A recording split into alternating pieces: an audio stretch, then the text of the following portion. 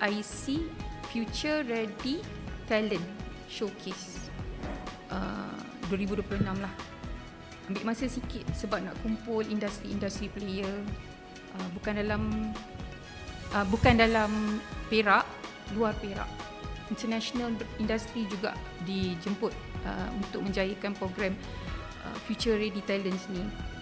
So program ni macam kita solution kepada apa yang berlaku sekarang kan.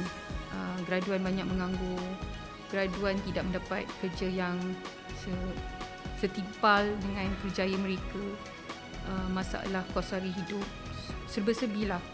Jadi pihak TIC cuba memikir apakah formula yang perlu dibuat, sebab kita pun dah hampir 3 dekad kan dalam bidang higher education.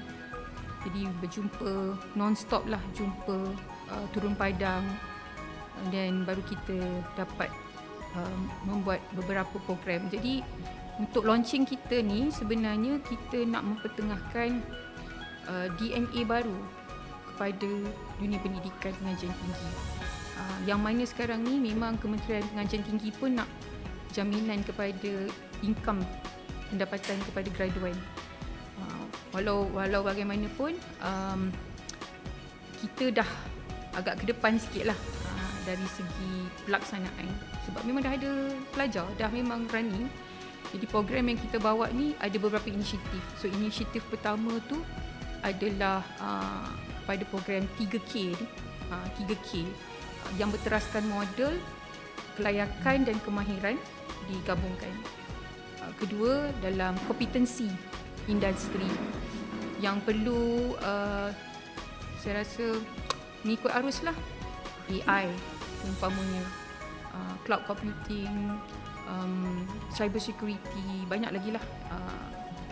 Dan syarikat yang kita bersama tu pun merupakan syarikat AI yang berjaya di Klang Valley dan mempunyai rangkaian satu dunia. Ada di UAE, ada di ASEAN. Jadi alhamdulillah mereka ini our first collaboration lah dengan Institut Pengajian Tinggi. Seterusnya kita ada kompetensi, dan yang ketiga tu kita nak fokus DNA ketiga tu adalah modelnya keusahawanan.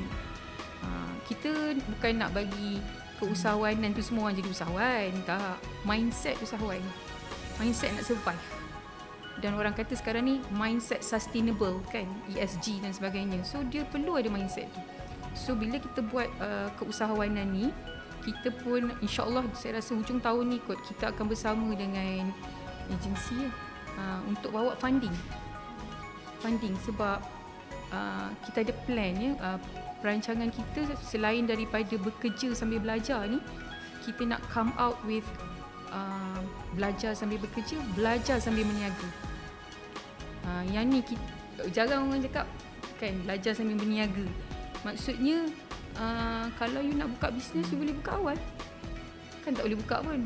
Kan apa halang? Dah matang 18 tahun tu boleh buka bisnes. SSM dah okey dah kan. Jadi cuma mereka tak ada mentor, mereka tak ada fund, dana tu masalah tu. Jadi sedang berbincanglah dengan beberapa agensi kerajaan yang menawarkan banyak sebenarnya dana-dana ni. Kan dana wanita especially punyalah banyak ya. Dana startup belia pun ada juga. Jadi ini perlu perbincangan dan perancangan rapi. Tetapi keusahawanan tu merupakan idea yang kita akan bawa bersama dengan DNA kita ni. Oleh itu inisiatif-inisiatif kita ini dia berbeza sebab kolaborasi yang sangat unik.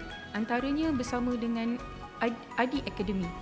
Tadi tak datang tengok dia punya presentation dari jalanan ke usahawan. So from street to successful entrepreneur lah.